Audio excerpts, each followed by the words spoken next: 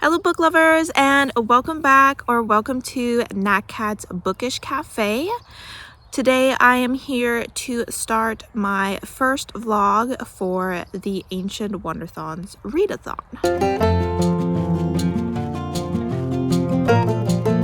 So this is a readathon hosted by Liz's Literary Life. So I will have her announcement video down below. Obviously it's already started, so it's a little too late to join, but go ahead and check out her channel anyway, because she seemed to kind of hint at the fact that there may be more to come at some point. I'm kind of gonna go into this readathon assuming that you kind of know what's going on. I will give you a little bit of general information about it right now, but I'm not going to go into too much depth just because it is a strategy based and team based readathon, so it is a little bit more complex. Since it is team-based, I am on Team Babylon, which is hosted by Bailey from Is Bailey Reading, and we are also known as the Romance Team. This readathon is going from June 3rd through the 18th, so I'm planning on splitting this up into 2-week-long vlogs. Just a quick overview of how this readathon works.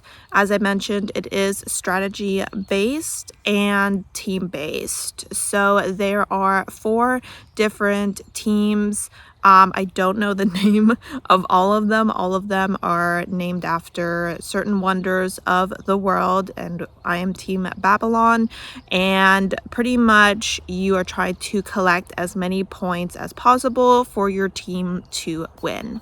Every time you finish a book, there are 4 different ways to gain points. There are civic points, science points, military points, and religion points. And each time you can choose one category to use for your book. Quick overview of how these look like. The civics, there are a list of prompts and you can choose up to 3 prompts per book, and as you can see, each prompt is associated with a certain number of points. So obviously you want to use the prompts that have higher points so you get more points for your team. We then have science, which is more of a, I don't know what this thing is called. I probably should have gone back to her channel and double checked what these little step-by-step things are called. But pretty much you need to complete one prompt in order to do the next prompt. You can't just do them all out of order, but you can do up to 2 prompts per book. So later this week, with some of my other audiobooks, I will be using the first 2 prompts for one audiobook and the second 2 prompts for the next audiobook. But I will go more into detail when I actually get to those books. Military wise, it is a bingo board, and this is a bingo board that you fill out as a team. I will go more into this in just a second because the first 2 books that I'm working on are going to be used towards military prompts. The last one is religion, and this is pretty much that you just get 10 points every time that you read a book that is within your team's genre. So in that case, that would be a romance. Because my team is also Team Romance, once we achieve a average number of pages read being 1,000, we get 15 points per romance book that we read instead of just 10. And the other teams have their advantages as well once they reach an average number of 1,000 pages read. So that is very general about what is going on. I'm assuming that this shouldn't be too confusing. I'll mostly just be talking about the books as I read them and what I think about them, like a normal vlog. And then once I finish them, I'll let you know what I'm using them towards and how many points they get towards my team. So as I mentioned, I will be starting off using military prompts. You get 10 points every time you fulfill a space, and once your team gets a bingo, you are able to go to war with another team, and whoever has the most points wins. So that's why I'm doing these first, just to make sure that my team is prepared in case anyone tries to go to war with us. The first one that I am working on, I actually started this yesterday. So I read or listened to 22% of the audiobook for Blood Debt by Terry Benton Walker. So as long as you were less than 50% through a book, you could still count it towards the readathon. However, when it comes to the page numbers, I can only count what I have read as of today. So those first 22% of the page count, I can't count towards my page numbers, but that's okay. This audiobook is about 15 hours long. It's a little longer than the other audiobooks I'm planning on reading, so I wanted to make sure I got a bit of a head start on this. This is, I believe, a YA story, and we are following a pair of twins, Clement and Christina. And I believe Christina usually goes just by Chris, so that's what I'll refer to her as.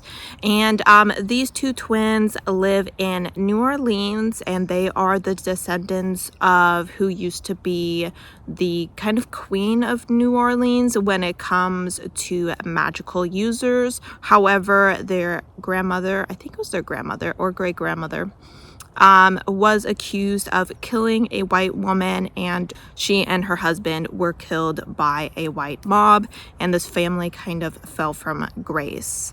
At the start of this book, our character's mother has become deathly ill, and they are trying to figure out a way to save her when they find a hex doll under her bed, proving that there is someone out there who is trying to destroy their family even more than it has already been destroyed. Clement, the male character, is a queer man, and he is also very passionate about using magic. On the other hand, Chris has recently decided not to use magic anymore because she recently performed a spell that she feels is responsible for the death of her father. So far, I'm really enjoying this book. It's really kind of addictive. I didn't want to put it down yesterday, and I'm looking forward to continuing with it. I'm enjoying the two characters. They definitely have a very strained relationship,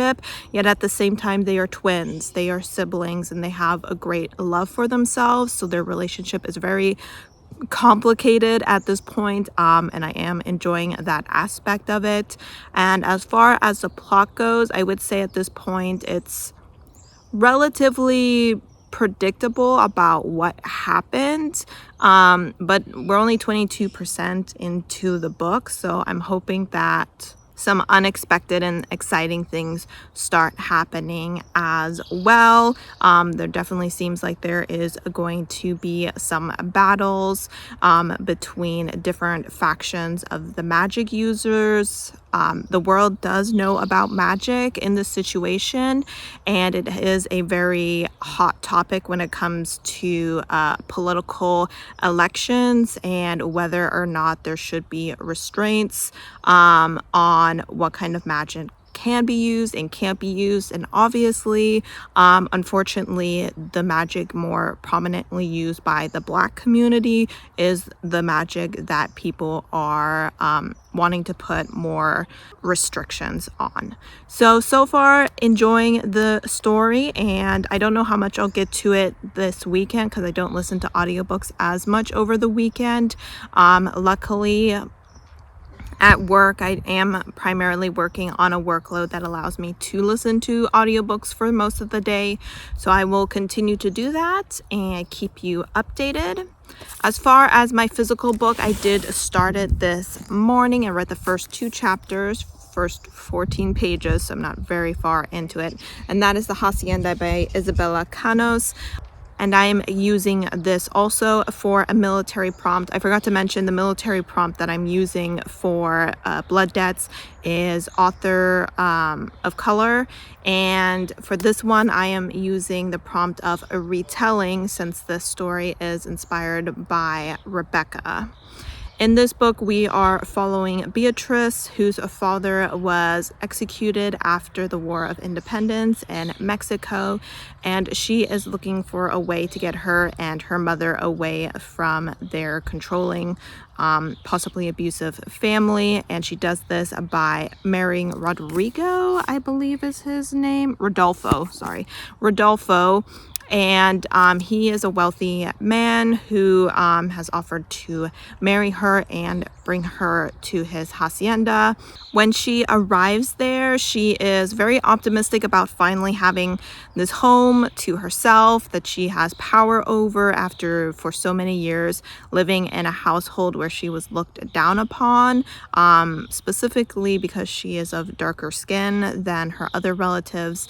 Unfortunately, when she gets there, she gets very bad vibes from the situation. Like her initial response to the house is to turn tail and run in the other direction. So there's definitely something weird going on here. We follow her as she kind of tries to figure out what is going on with this house, and she ends up allying herself with Andreas, and he is a priest in this area, and I believe that a bit of a romance forms between the two of them.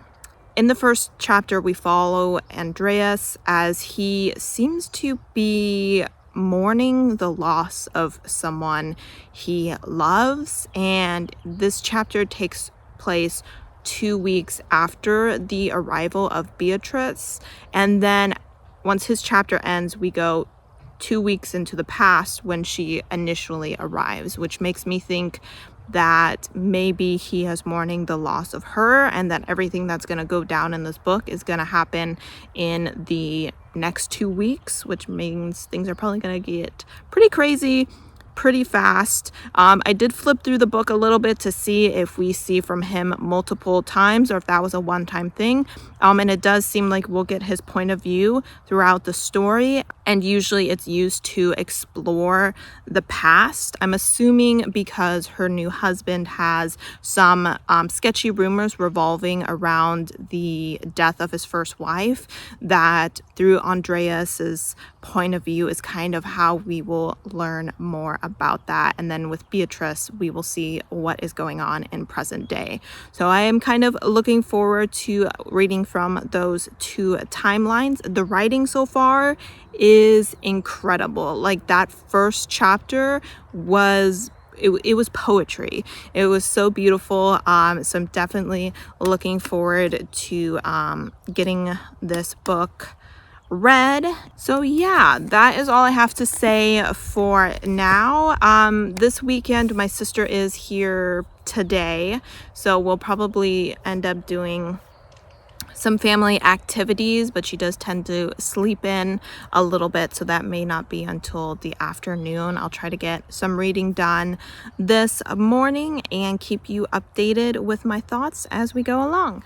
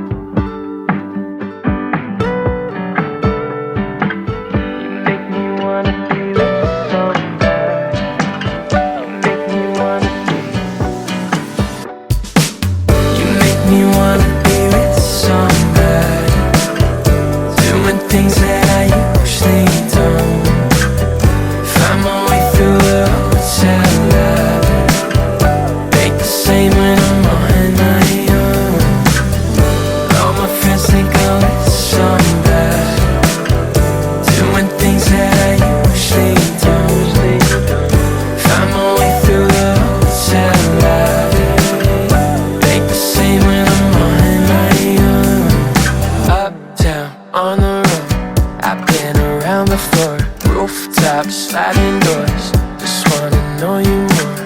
I hope you wanna be with somebody, spending all of the night moonwalking. And with the view she could see her building, Try to tell her I know I feel it. Keep me floating, I'm on my bed. Oh my baby, baby. There ain't no easy way out. Oh my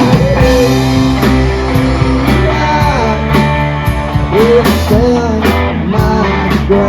Hey guys, so it is almost 9 o'clock at night, and I'm just going to do a quick update for the Hacienda. I'm on page 90, chapter 10. I was going to wait until like page 100, but honestly, I just want to take my makeup off right now, and I wanted to check in before I did that. But so far, I'm feeling kind of lukewarm about the story. I am still really enjoying the writing. That's definitely a strong suit of this book. However, I'm not like the biggest fan of our character. She gets a little bit on my nerve, and so when bad things happen to her, I don't feel bad that is happening.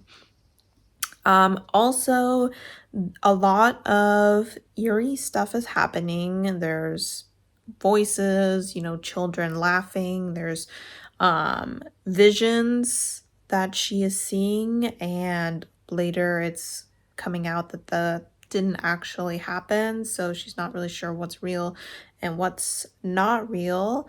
And I'm just not feeling creeped out. I'm not feeling spooked. I'm just not feeling scared at all while reading this book. Like, all these things are happening and it's just not evoking any feelings whatsoever, which is weird because I feel like the writing is really good. So you would think that it would be able to really bring those creepy vibes to life, but it's just not happening.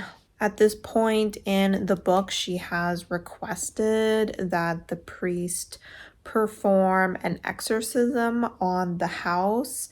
So I'm assuming that she and Andreas, was that his name, Andreas?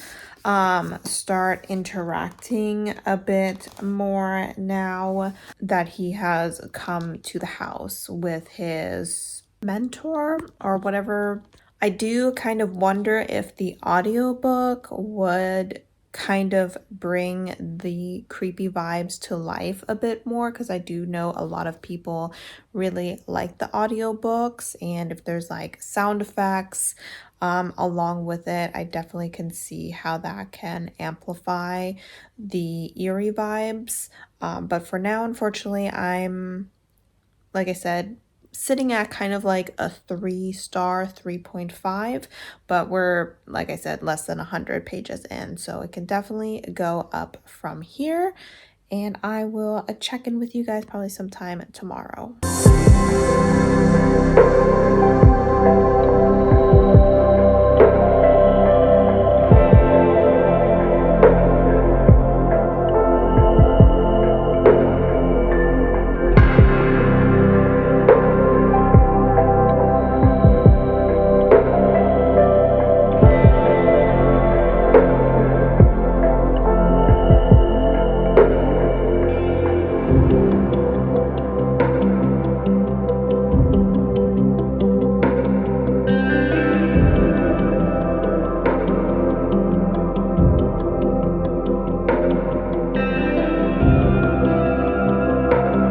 So it is a little bit after 1 on Sunday. I haven't really checked in with you or done much b-roll today because I was doing a bunch of chores and also filmed my May wrap up.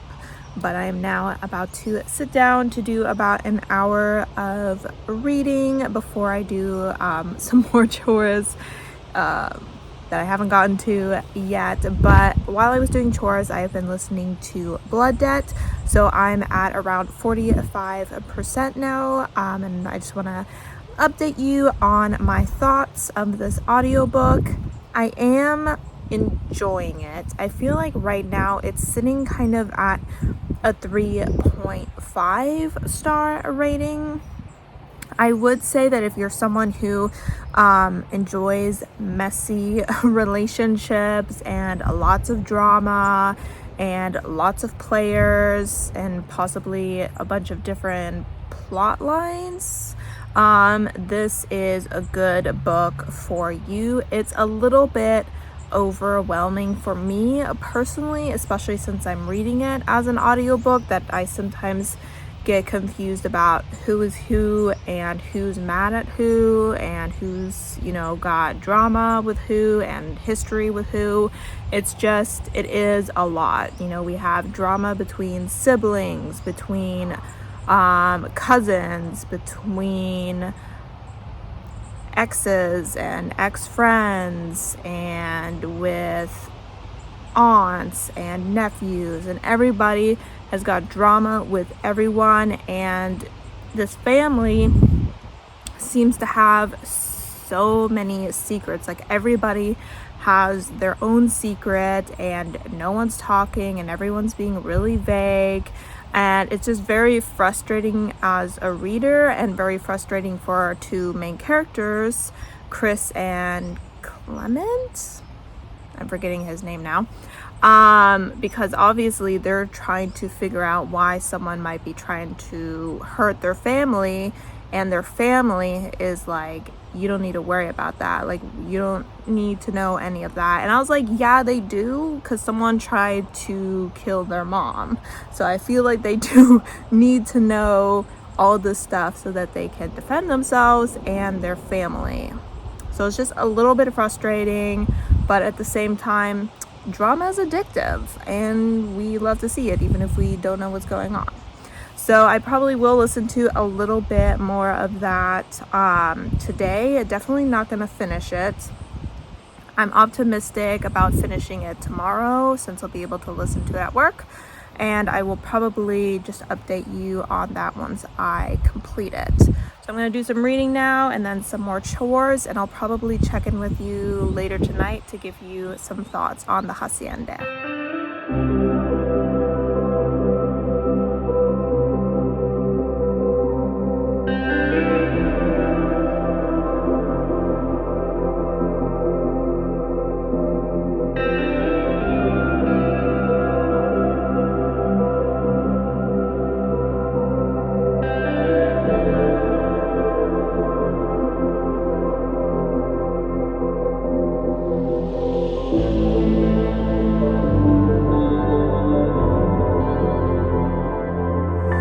Alright guys, it is 7:30 on Sunday and I have achieved my goal of getting another 100 pages into the Hacienda.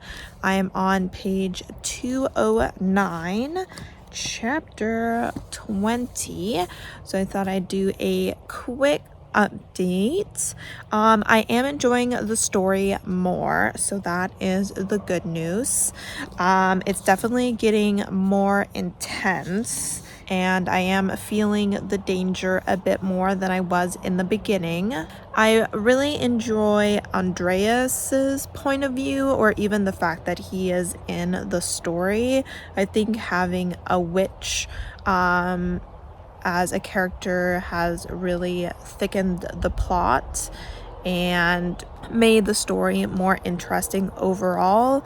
I like the fact that he's not just a witch the way that his grandmother was a witch. He seems to have a darker magic within him that is from his father's side, and that is something that he is desperately trying to restrain and not to use, yet at the same time he's acknowledging that that is the magic that is potentially the only one that could save them from this house. I really enjoy the haunting aspects of this story, especially the fact that there is actually ghosts and witchcraft occurring within the story. It's not any sort of horrors that can be explained away by human actions or living human actions. So that's always nice to see. It's always disappointing when you find out that like there's a non-magical or non-paranormal explanation for everything that's happening in this book. That's definitely not the case. As I said, things are definitely escalating and the threat is increasing, and I will probably do a bit more reading tonight because I am definitely more immersed in the story and will hopefully finish it tomorrow. That might be a little bit optimistic, but I'm for sure going to try to finish this by Tuesday. So I will check in with you guys tomorrow with an update on either this book or just my audiobook.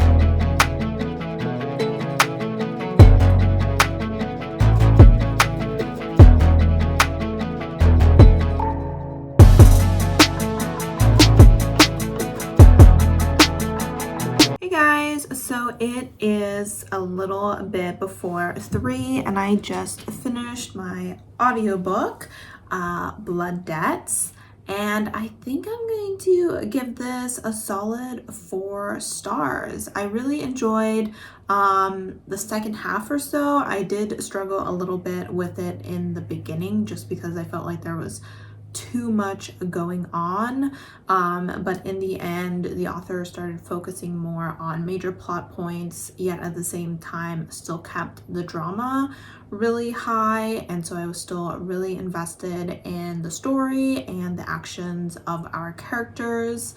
The characters as well grew on me a lot more throughout the story, so I was really rooting for them and for their family and their revenge, because we are pro revenge in this household.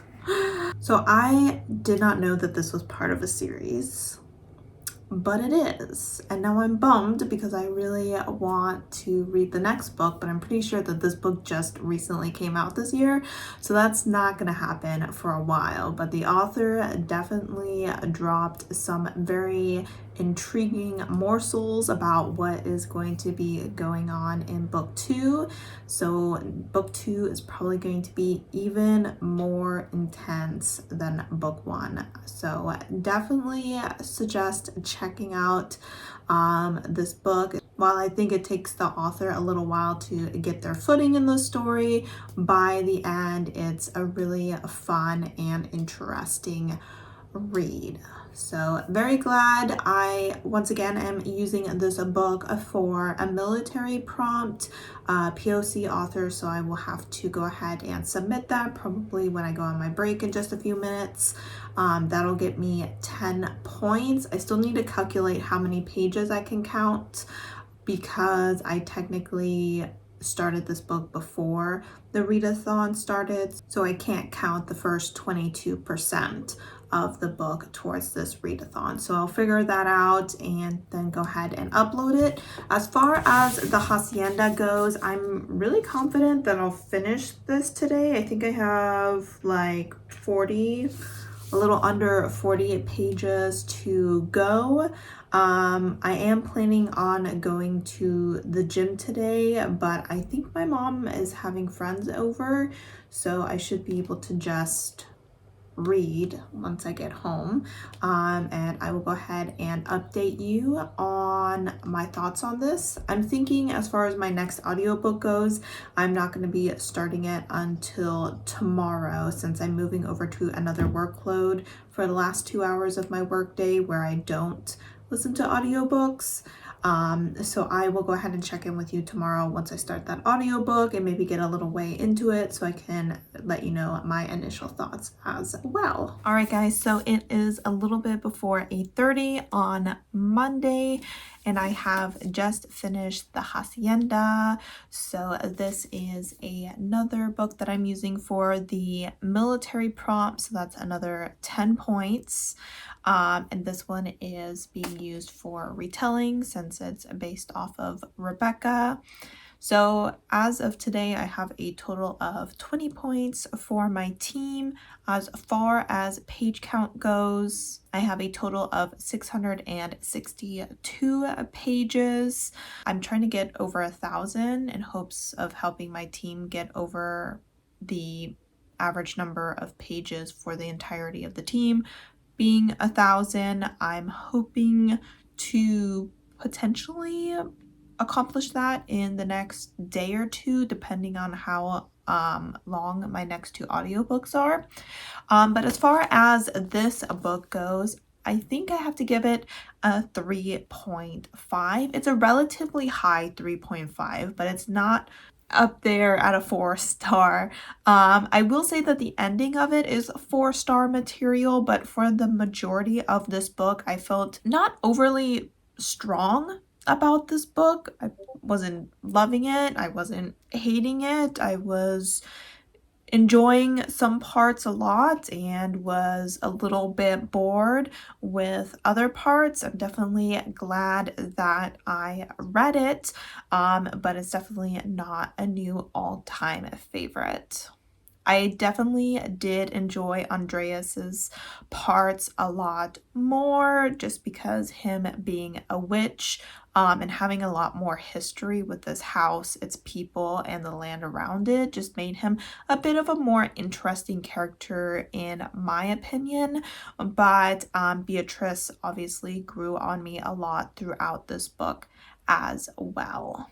I thought that the ending was very satisfying, both with the climactic battle against the house and those that were responsible for the haunting of the house, as well as where Beatrice and Andreas were in their relationship by the end of this book. So very happy with the ending. Once again, the writing of the story was really great as well. It's just sometimes it was just not giving me much. I felt like, considering this was a haunted house story, that I should have been maybe a bit more scared at times, a bit more on edge about what was happening, and it just didn't evoke those emotions in me. So a solid high 3.5 sounds like a good rating for me.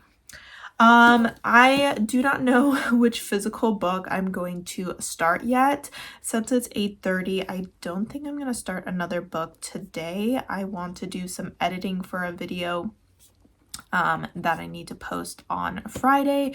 So I think I'm going to spend the rest of the night doing that, as well as kind of strategizing to see which physical book I should read next. I'm kind of leaning towards Everything I Never Told You by Celeste Ning, but we'll see if that is what I choose. All right, I will go ahead and check in with you tomorrow, probably both to let you know what physical book I decided on, as well as to introduce my next audiobook as well. Uptown on the road, I've been around before. Rooftops, sliding doors, just wanna know you more. I hope you wanna be with somebody, spending all of the night moonwalking, and with the view she could see her building. Try to tell her I know I feel it. Keep me floating, I'm on my back. Slow me down when I'm living. So it is a Tuesday afternoon. I am just getting on my lunch break, and I am here to update you on my new reads. As far as my audiobook goes, the one I'm currently working on is In Deeper Waters by F.T. Lukens, and this is a queer YA story. I suppose it's fantasy historical. We are following Prince Tal as he heads out on his coming of age tour. He has been kind of hidden away in the palace for the majority of his life. He's now 16, but he has magical abilities, which is something that his great-grandfather had, or just grandfather, and his grandfather unfortunately used those magics to cause a lot of harm, and so they want to keep his powers secret so that the kingdoms surrounding them don't go to war with them or ask for them to kill their son because of magical abilities. However, they decided it was a good idea for him to go out on this coming of age tour just to experience the kingdom, and that has not worked out too well for him. On one of his first days, they come across a ship that was destroyed by a storm, and there they find a young man chained up within the ship and rescue him. This young man's name is Athlin, and he realizes that Tal has magical abilities but is not scared of him, and in fact uses those magical abilities to his benefit to help him jump off the side of the ship. Tal is very distraught by this, thinking that the young man has decided to commit suicide, but later when they're in the port, he sees this young man again and eventually realizes that this man is actually a merman. While the two of them are spending time together, Tal ends up getting kidnapped by someone who is trying to prove that he has magical abilities so they can use this as an excuse to go to war. And he is now there with Athlin and Athlin's friend Dara in hopes of finding their way back to his kingdom so that they can warn his family about the fact that those who kidnapped him are putting the blame on an innocent kingdom that they are hoping to go to war with. So that is kind of where we're at right now. He's about to set off on that journey. I am already 59% through this book. It's only like a little over 9 hours or so I'm making my way through it relatively quickly. I am enjoying it. It's fun. It's nothing mind-blowing or anything like that, but I do think that it is a good time for a YA story. It does seem a little bit on the simplistic side when it comes to writing, but again, it is a YA story and they're only 16, so it is a younger YA story, and for that I think it's doing a relatively good job with the political intrigue that the author is introducing. I also enjoy the characters quite a bit, especially Dara. She's more of a side character, but she's definitely a strong female. Actually, all the women in this book are very strong, and I think she's got a good amount of sass and is willing to speak her mind even when speaking to a prince, and I appreciate that. The one thing that is bothering me a little bit is the narrator. When he is speaking for Athlin, he kind of makes his voice really deep, like a teenage boy trying to prove he has a deeper voice. And it just kind of makes me want to laugh and makes it a little hard to take that character seriously, but I'm getting more used to it as I get through the audiobook. My plan is most likely to finish it today. We'll see. As far as physical reads, I am still trying to read a chapter of a nonfiction book in between my physical reads. So I have about 7 pages of It's Not About the Burqa left before I dive into my next read. I'm not going to talk too much about this for this vlog. Just want to let you know that this is what I'm working on. This morning I finished editing a video so that I could focus on reading for the rest of the day and rest of the week.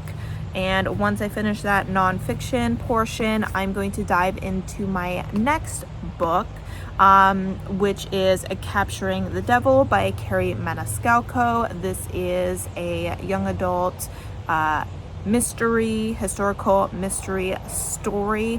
My team for the readathon has built our gardens, which allows us to now get 15 points for every romance we read instead of just 10, and this series does have a relatively prominent romance, especially this far into the series. In fact, the romance is one of my favorite parts of the story. I'm really excited to be completing this series, though of course I will be sad to say goodbye to these characters.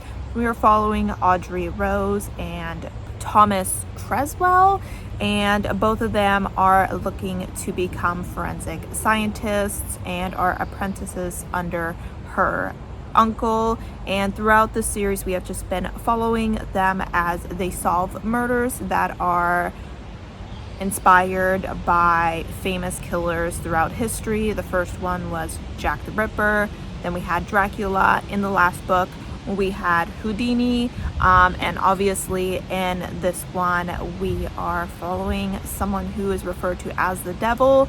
It is taking place in America at this point, and it revolves around the World Fair. I have to admit I don't know much about this serial killer. I'm not one of those girlies who's obsessed with serial killers or anything like that, so I don't really know anything about this guy other than he's, well known for killing people at the World Fair, and that's about all I know, which maybe is a good thing because I won't get any spoilers or anything for this book. This is a relatively chunky book. It's almost 450 pages, so maybe for a readathon it's not the smartest thing to pick up. However, I have been reading these books relatively quickly, so I'm hoping to have it done in 4 to 5 days. So we'll keep chugging. I probably won't tell you too much about this book just because it is the last book in a series, but I will keep you up to date all the same and check in with you later.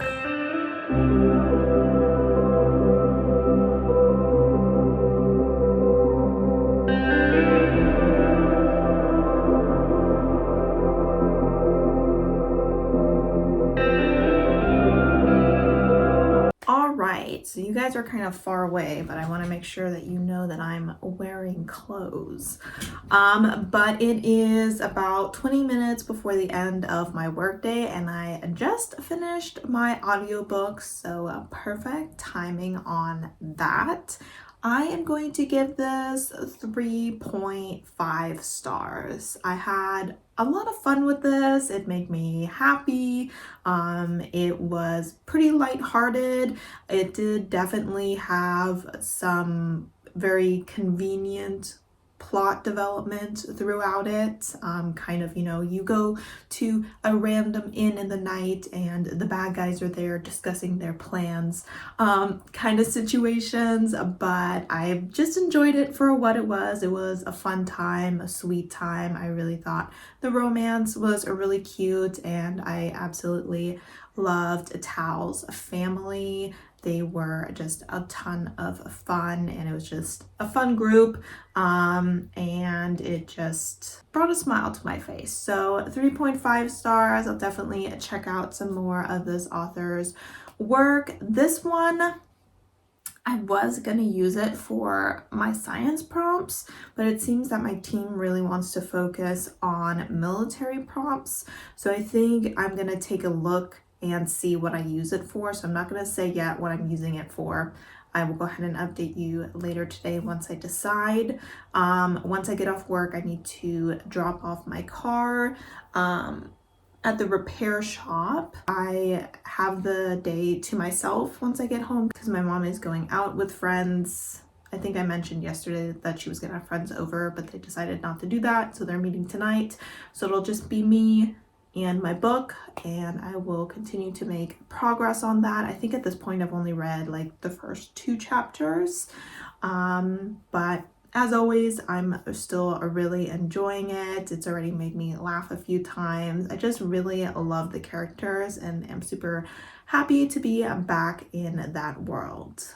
But I will talk to you later today.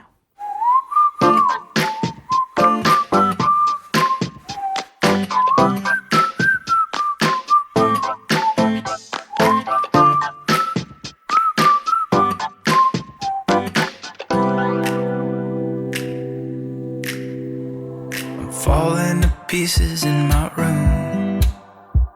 Are you coming over? That's cool. This is why we have to check the cushions before sitting down, lest we get frog pancakes. These will be relocated to a safe area before I sit down. I could use a little something to do. We could go outside, take a little ride if you want to. That's cool. I did what I was supposed to. There's nothing left for me to do. Hello, so it is 9 o'clock on Tuesday, and I just wanted to jump in real quick and give you an update on what I decided to do point-wise.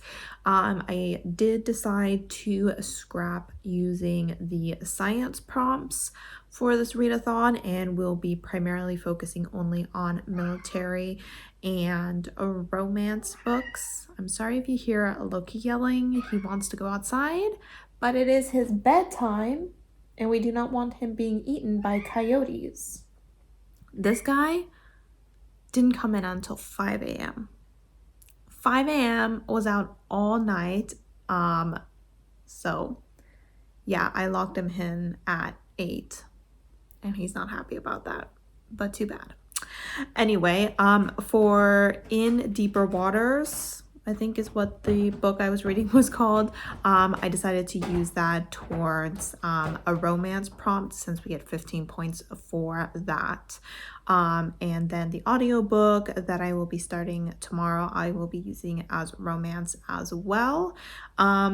I don't remember what the audiobook is called. I know it's a contemporary romance, but I will let you know about it tomorrow once I'm a little way into it.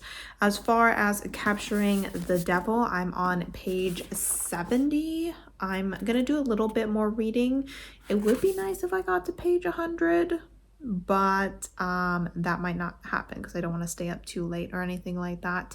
But I am really enjoying the book so far. As far as the murder goes, it took a rather unexpected turn and is tying into one of the previous books, if not a couple of the previous books, so that is really interesting. And once again, I'm still enjoying the romance. Audrey and Thomas's banter is just wonderful. I love it so much. So I'm enjoying this, and I'm making pretty decent progress, as I was hoping I would. And I will just update you tomorrow again. That's cool. I did what I was supposed to. There's nothing left for me to do. So now I'm poking out my head through open windows, 'cause that's what I feel like. Do it tonight. Waking up my brain, maybe you can do the same thing. You want me to say something, I come up with nothing. Maybe we. Hello, it is Wednesday, a little bit before my 3 o'clock break. I finished my audiobook a little while ago. I definitely finished this one a little quicker than yesterday, but I also listened to it a little bit during my break and a little way into my lunch because I had some chores to get done, which is why I didn't check in with you at lunch, since I was already like 75% through the book, and I was like, I'll just do a review once I complete it, and I did. So this book is called A Sweet Mess by J.C. Lee, and this is a contemporary romance. So as far as the readathon goes, I am using it towards religious points so that I gain my team another 15 points there. This book follows Audrey. I have to be very careful. Okay, wait.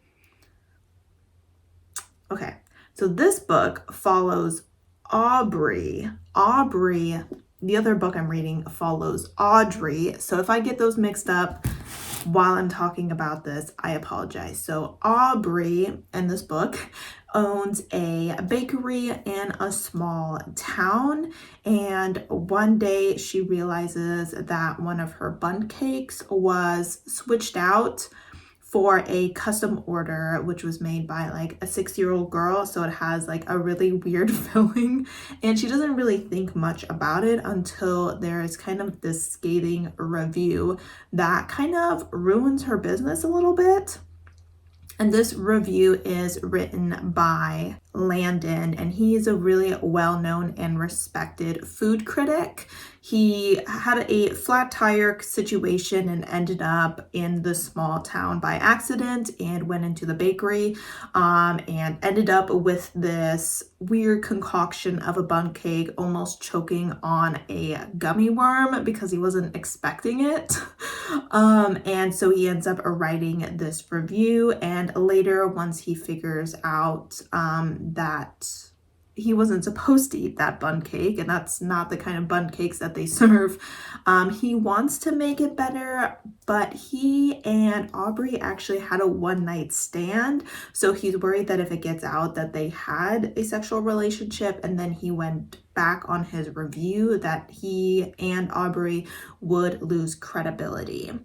So he decides to offer her a position on his friend's cooking show so that she can cook delicious baked goods on the show, and the judges will say her cooking is great or her baking is great, and it will help her business. Obviously, there's a ton of sexual chemistry between these two. It is definitely like a insta-lust situation for these two. So if you want any sort of like gradual buildup, that's not really going to happen, because they meet, they have a one-night stand, and then while she's definitely angry at him about what he did, she definitely is very attracted to him and really enjoys being in his company from the beginning. So it's not, I wouldn't really consider it enemies to lovers, though she's definitely mad at him for a portion of the book due to his scathing review of her bakery and his refusal to take it back and explain the situation so that people don't stop boycotting her bakery. I thought that this book was really cute. I thought it was a really fun romance. It was semi-steamy. I definitely wouldn't call it full-blown smut or anything, so it was relatively light on that. I am giving this a 3.5 star because I had a lot of fun with it. I thought it was really cute. I liked all the baking references, all the cooking references. I thought the setting was really cute because it was kind of like in this area where there's a lot of vineyards around them. So it was a very cute setting as well. This book, I don't know if this is kind of considered a spoiler, but I know like a lot of people don't like this trope. So I just want to throw it out there that there is a surprise pregnancy in this book. I usually don't read books with pregnancies in it. I didn't really mind it in this book because it led to some pretty good groveling on the part of her love interest after the third act breakup. So I did enjoy that part of the book. But if you're like, no, if there's pregnancy in the book, I don't want anything to do with it. It is part of the story, not too huge of a part of it or anything like that, but still, a heads up. But yeah, overall, I had a good time with the story, a solid 3.5 romance, had fun, probably not the most memorable or anything, but if you like a foodie aspect to your romances, I think you definitely should check this out. Both of our characters are American Korean, I believe. So there's also that representation in the story. And both of them have daddy issues. So if you like characters with daddy issues, both of them got plenty of that going on as well. As far as this book, I'm on page 140, chapter 18. I'm not too optimistic about getting another 100 pages through this book because after work, I have my private training session at the gym. That's only 30 minutes, but afterwards I am in desperate need of a shower. I definitely have my hair in the, I haven't washed it for a few days, hairstyle. And then I'll probably spend some time with my mom since I didn't do so the last couple of days. And my dad is coming back tomorrow from a business trip. So probably have a little mother-daughter TV watching time.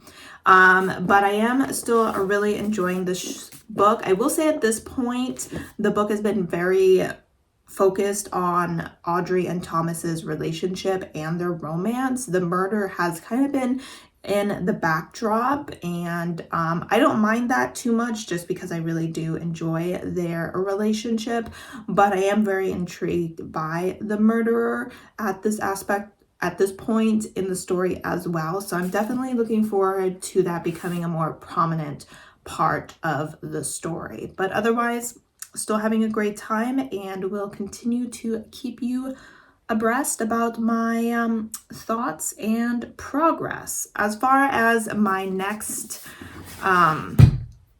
audiobook, I think it's called Thanks a Lot Universe. I'm just going to put it here. I can't remember the name of the author, but this is a middle grade book. I don't think I'm going to start it today because the workload I'm about to jump into, it's a little easier for me to not be listening to an audiobook while I'm doing it. I did that yesterday, and I definitely was not as productive as I usually am. So I'm going to be a better employee today and not listen to an audiobook for the next couple of hours. However, this audiobook, I believe I'm going to use for a military prompt. I think that the mental health and disability prompt was still available at this point, and one of our characters does have an anxiety disorder as well as panic attacks throughout the story. As I mentioned, it is a middle grade. It's also queer. This was on my list for books that I wanted to read this summer, so I'm very excited that I'm getting to it. And it's only 7 hours long, so I will definitely have it done tomorrow. We're following two different characters at this point. I don't remember either of their names, but we have a young boy who has anxiety, and he and his brother are placed into a foster care, which is, of course, worsening his symptoms and escalating them into panic attacks. And he and his brother actually decide to run away. And the other boy that we're following is on the basketball team with this first boy, and actually has a crush on him, but has, I think, kind of distanced himself from this boy because he was worried that people were starting to realize that he had a crush on him. But when he finds out that his friend has run away, he decides to take action. So I'm assuming that it's going to be a really cute, yet slightly difficult read, or at the very least a little sad, just because of the situation that our young boy finds himself in. I know that being from foster care is difficult, not from personal experience, but just what I've learned through college courses and books that I've read. And I'm hoping that the author does a good job of exploring that topic in such a way that is digestible for a younger audience. But yeah, I will go ahead and update you guys on my thoughts on that book tomorrow when I finish it. I'm still in love with my ex and it's just my luck. Wish I didn't care so much, cause me and her don't make sense and it fucks me up. I'm still in love but love sucks. Before you and what was hers was mine. And I'm sorry, I swear I thought that my heart was ready, but I can't keep her off my mind. And I'm not alright. I had a thought when I was faded, why they call it love when you hate it. I'm still in love with my ex and it's just my luck. Wish I didn't care so much, cause me and her don't make sense and it bugs me up. I'm still in love but love sucks. Love sucks. Love sucks. Let me let you in inside my brain, cause I don't really have the heart to say. Take a look in there, tell me if it's anything you wanna fuck with. Probably not, honestly you'll never take a place. When I look at you I see your face. Yeah, 6 a.m. we're taking shots in the morning up on the counter. Like oh my god, Hey guys, so it is a little bit before 3 on Friday. I don't think I checked in with you guys yesterday. I took the day off because I was feeling a bit under the weather. Luckily today I'm feeling much better, so I am back at work. So I did complete another audiobook, which was the Thanks a Lot Universe by Chad Lucas. I believe I already talked a little bit about what this book covered, so I will just give you my opinion on the story. So I decided to give this book a 3.5 stars. It's a relatively high 3.5 stars, but it's definitely a middle grade book. And I'm not the intended audience, being an adult. So that's why it's just not rating higher, but it's definitely a book that I would recommend to a younger audience or really any audience. I really enjoyed all the topics that the author was able to discuss in this book. Sometimes I wonder if it was almost a little bit too much for a younger audience, but at the same time, unfortunately, there are children who are going through that much at that age. So our characters are 13, and we have Brian, who was placed into foster care. The reason he was placed into foster care is because his father had to go on the run from the police due to cannabis related crimes. This was, of course, all before cannabis use was legal and whatnot. But he had to go on the run, and his wife, Brian's mother, attempted to commit suicide after this happened. So this is all the beginning of the book that kind of sets up the story. So trigger warnings for a parent attempting to commit suicide and the child finding them. She tries to overdose on pills. So because of this, Brian and his younger brother end up in foster care, and this kind of escalates Brian's anxiety, and he starts having panic attacks, and he starts kind of lashing out as well, because he's filled with a lot of fear and a lot of anger about, you know, the way that his life is going right now. On the other hand, we are following Ezra, and he is kind of going through more normal things for a 13-year-old. He's finding that some of his friends are drifting away and that he's having some trouble connecting to his friends because of their discussion of girls, and he is gay and is just kind of struggling with coming out to his friends as well as to Brian, who he has a crush on. I really did enjoy how the author kind of handled all these situations. We saw very much in the beginning how Brian was very much kind of on his own and trying to take on all this trauma by himself.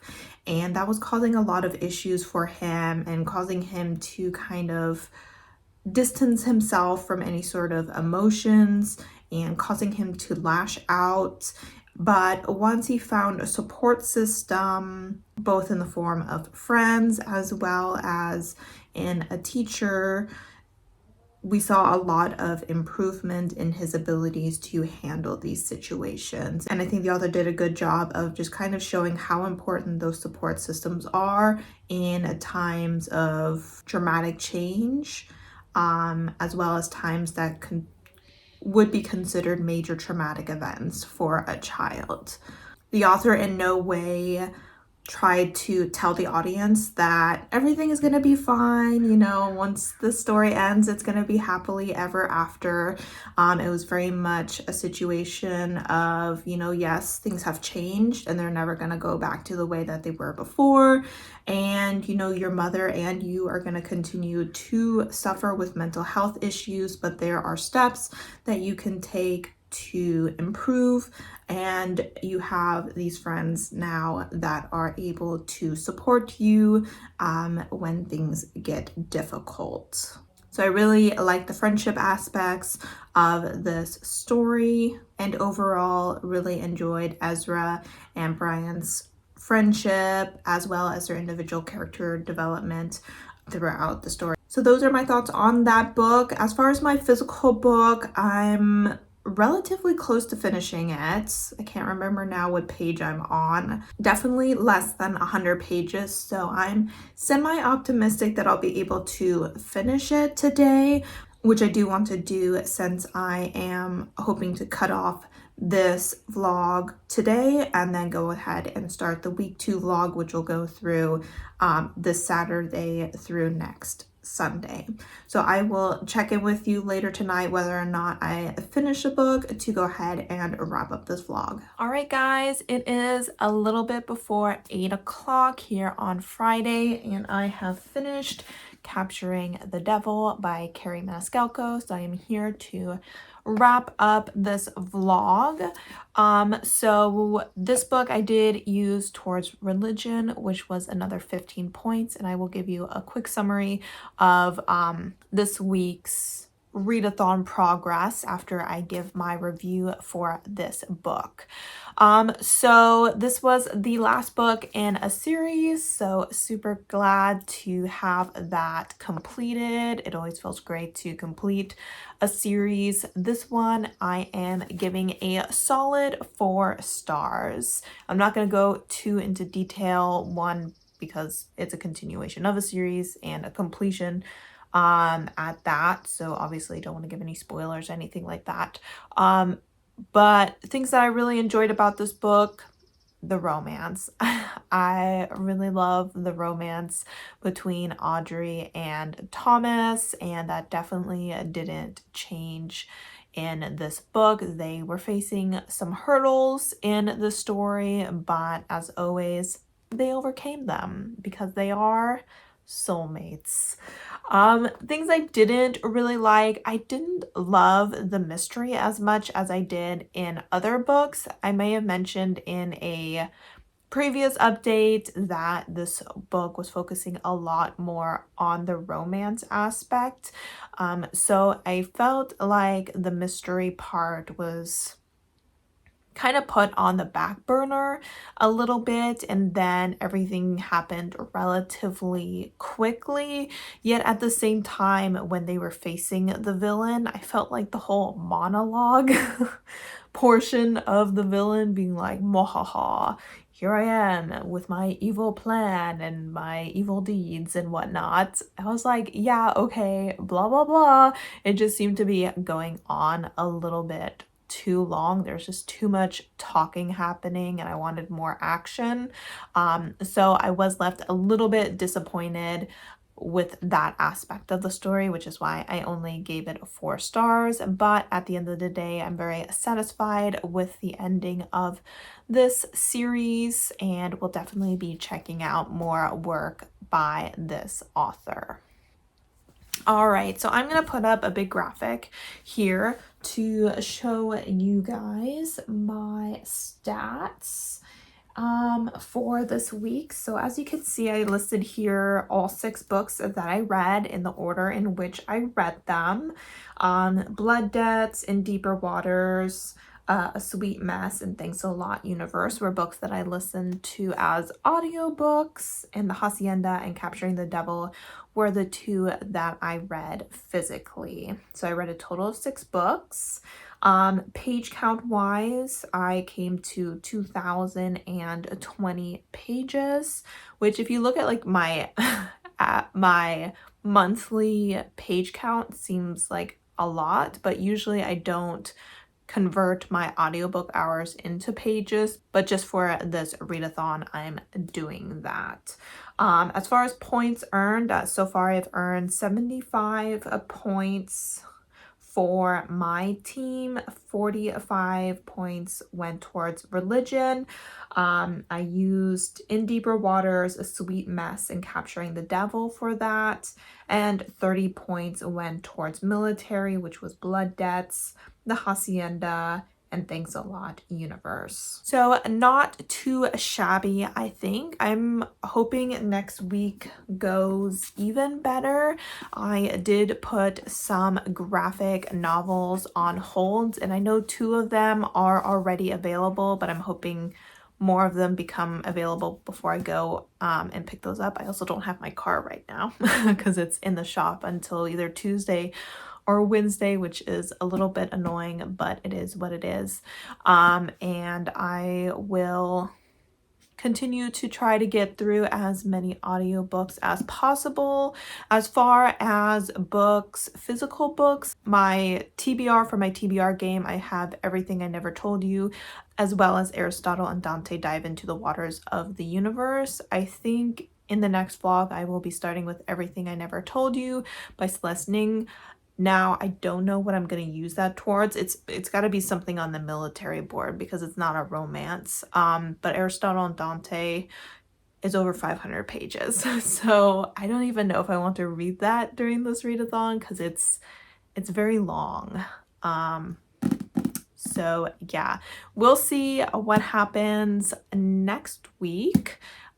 So go ahead and make sure that you subscribe so that you can see that or be notified when my video pops up. I do believe that at this moment, based on the discussion in the Discord, my team might be in last place. Oh my gosh. What is it with me? Am I the problem? Because I feel like every time I'm on a team for like a readathon, we're in last place. So you know what? I'm sorry, guys. I'm trying. I really am. But I had fun. You know, I read a lot of great books, did a lot of great reading this week, so I'm not too mad about it. And at the end of the day, the readathon is about having fun, which is exactly what someone on the losing team would say. Anyway, thank you guys so much for joining me this week, and thank you as always for your support of my channel by watching my videos, and I hope to see you next time. Bye!